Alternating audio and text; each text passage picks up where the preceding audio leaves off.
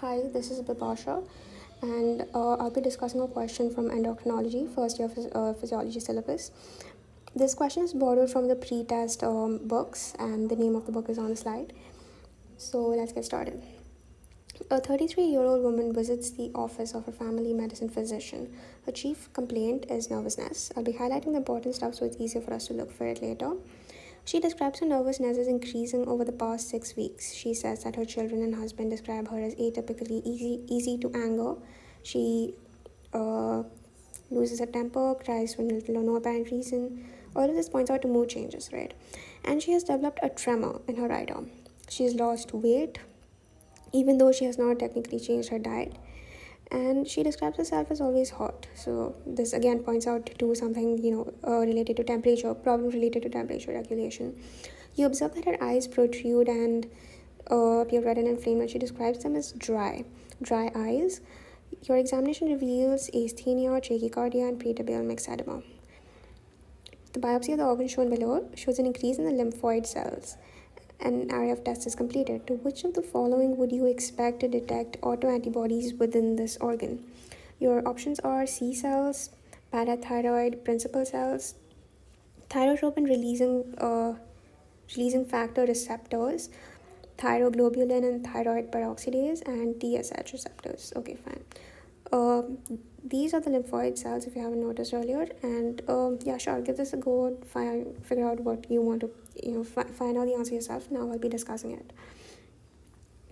Okay, so these are the lymphoid cells, and you might as well figure out that because all of these options are related to thyroid, this is a thyroid follicle. And lymphocytes present within the thyroid follicle. This, small fact can help you eliminate a few options. Let's see. C cells. C cells are responsible for the secretion of calcitonin, right? And they are parafollicular. They are not present within the follicles. So you can obviously eliminate that option off. If it was present in the follicles, then they're parafollicular, which means that the lymphocytes would be secreted in the area between the follicles, probably here or somewhere else. So that option is eliminated. And thyrotropin releasing factor receptors, right? So these releasing factor, thyrotropin releasing factor, this is synthesized in the hypothalamus. Okay, I'll just use a different color for that. This is synthesized in the hypothalamus, and this acts on the tropic cells to release thyrotropin stimulating hormone. This is in the anterior pituitary, and this again causes the release of thyroid hormones T3 and T4 from the thyroid gland. This is how the system works. And when you see thyroid releasing factor, it means that it works on thyroid stimulating cells. So if there were lymphocytes, then it would be over here. So even that option is eliminated off in this case. Let's see the other options. Yeah, so TSH receptors is possible.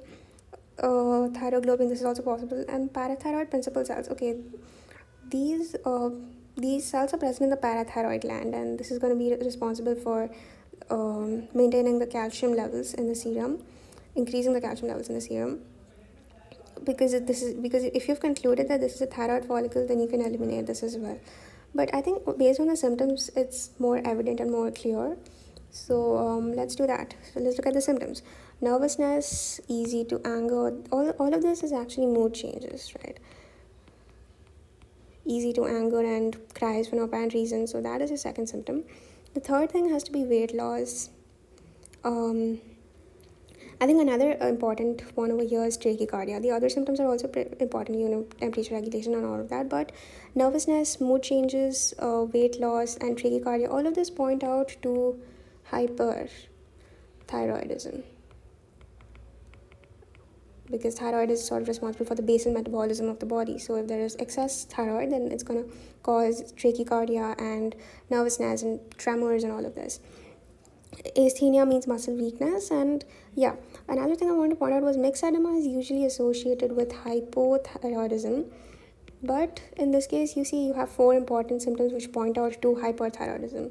And actually, a mixed edema is also seen in some cases of hyperthyroidism. Plus, it's pre-trivial, it's present in the shins. So I think because you already have four main factors saying that it's hyperthyroidism, you might as well just go with it. And yeah, so hyperthyroidism. Now, which of these options could literally mean that? So we eliminated, okay, I should have put cross marks. We eliminated this, and this. So it's either thyroglobulin thyroid peroxidase or TSH receptors. Another way you can look at it is C cells are sort of not concerned with hypoparathyroidism at all, nor is parathyroid principal cells. Those were automatically eliminated, even if you don't know the histo slide. Then thyrotropin releasing factor receptors. Now these, okay, they don't work. I think the only way you can eliminate this is through the histo. Otherwise, even antibody synthesized against this is going to cause, it's going to increase the levels of this and this. But yeah, but okay, fine, then you'd be confused. You really need to know the histodiagram at least to eliminate this option. Then you have thyroglobulin and thyroid peroxidase. Okay, so if you've learned about this major case of hypoparathyroidism, it's called Hashimoto's thyroiditis. This is a case of hypoparathyroidism. Hypothyroidism, I'm really sorry. I don't know. Okay, thyroidism. And this is because of antibody synthesized against exactly these, thyroglobulin and thyroid peroxidase.